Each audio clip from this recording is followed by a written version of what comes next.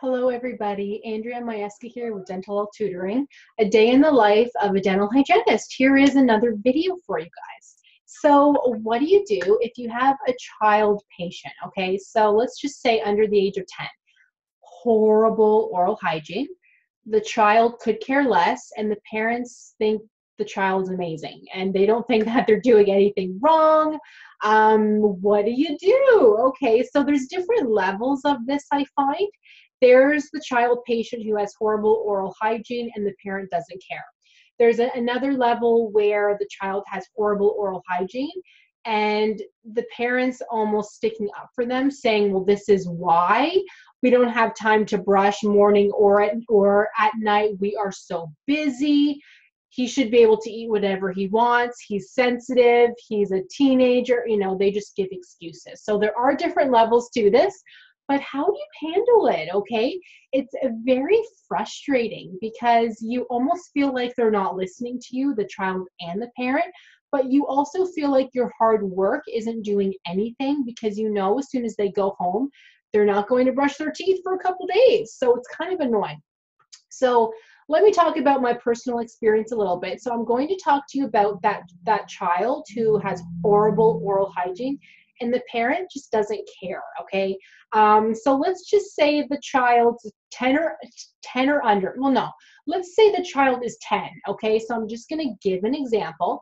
Just comes in, heavy plaque, heavy stain. There is food still stuck in their teeth, so they obviously didn't brush before they came. You have had to polish first because there's so much plaque that you would just be cleaning and cleaning and cleaning. So you might as well polish first, right? The gums are bleeding like nothing else, and the patient, the child, might even say to you, ew, what is that?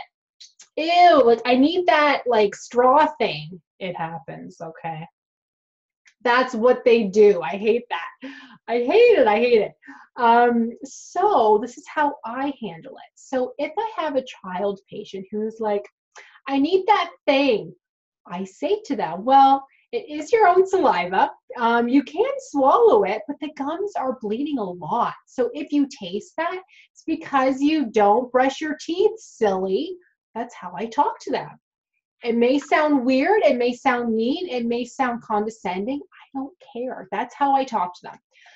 You know, especially age 10, they're old enough now to understand, okay? Seriously. If they're 4, I get it. It's not really their fault, it's the parents. But 10, come on. So I say to them, like, okay, I know you want the suction, but if I kept giving that to you, we would never be done. So let me at least do the top teeth and then the bottom teeth, okay? Hang in there, you'll be fine. So I do talk to them like that, seriously. So if I'm polishing first, then the gums are probably bleeding like crazy. Yeah, so I get the teeth clean. Okay, the gums are probably still bleeding, but even before I clean everything, actually, sorry, I just had a hair up here. There we go. I do like to show them in the mirror. So I take my Explorer or just pretty much any instrument because I find with the Explorer sometimes if I pick up plaque, it just kind of falls off. So I want it to stay on the instrument. So let's just say they have a lot here because that's always easier to show. I will have them hold the mirror. I hold down their lip and they look. I take off the plaque and I say, look, see this like white stuff? Ew, right? This is on your teeth from not brushing. If you just simply brush it off, it does come off. But see how thick this is? And look at the gums. They're bleeding like crazy. You're way too old to have this. That's what I do. And then I take the mirror away because at that point, they're probably like, oh, or I don't really care, or who knows, right? So I clean the teeth, but then afterwards, like I'm talking to them the whole time, by the way.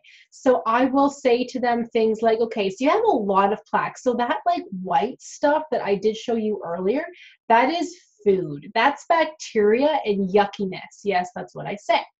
All you have to do is brush twice a day and that takes it off. You know, and things can tend to smell pretty bad too. So if you've ever noticed that, that's from the plaque sitting there. Yes, I do say that. So I don't tell them they smell, but I say things can smell pretty bad. But the best thing is, and the nicest thing is, that if you start to brush every day, twice a day, that won't happen. Your teeth will look amazing and there will be no smell. So I'll give you a pretty cool toothbrush today. Use that, and that really, really helps. You know, just saying things like that seems to help. It may not get through to them, but eventually you hope it will. Plus, if the parents in the room, which sometimes happens, show them in the mouth how bad things look and say to them, say, you know, Mike needs to brush twice a day because I am worried that this plaque sitting there eats away at the enamel. It does. And then as soon as it eats away, we can't bring back that enamel. So make sure that he's brushing every morning, every night for 2 minutes. It does help to set a timer, but 2 minutes. The parent may not care, but that's the best that you can do, okay? Talk to the parents.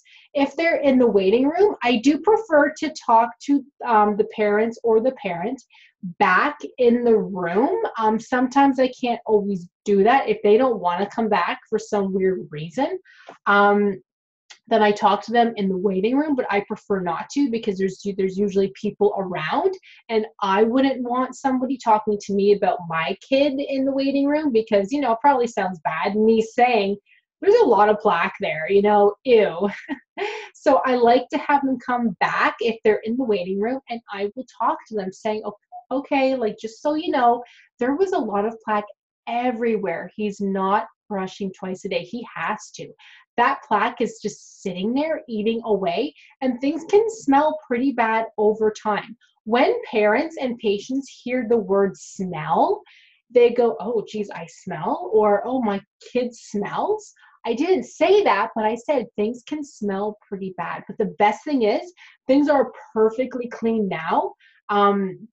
He or she needs to keep up with it. Brush twice a day and floss every day. It needs to be done. Now, the gums are in bad shape. So as they're flossing, they will still bleed a lot. But keep up with it though. Don't stop because the gums have to toughen up. So do not stop. It will take a couple weeks. It might even take a month. But keep up with it because it's possible. You know, things will just get worse and worse. And they don't like to hear the word gingivitis. So use that word. Say they have severe gingivitis. So they have severe gum disease. They're way too young for this. But the good news is, always say that. The good news is that things are under control now, but they need to brush twice a day and floss every day. If they don't, next time things will get worse. And even like things will become more swollen. Just use whatever you want to. But make it sound bad because it is bad. In my experience, a lot of the times they don't listen. It takes several appointments and then just one day something clicks and then you see the patient and it's like, oh my God, things have improved. It could be the age, who knows, right? But don't be afraid to keep talking to them every single appointment and be firm, okay? Yeah, I guess that's it with that one. So if you guys have any questions about child patients, let me know. If you need help, I'm always here. Good luck with your child patients and parents that don't care. That's always so much fun, right? And I'll see you guys in the next one.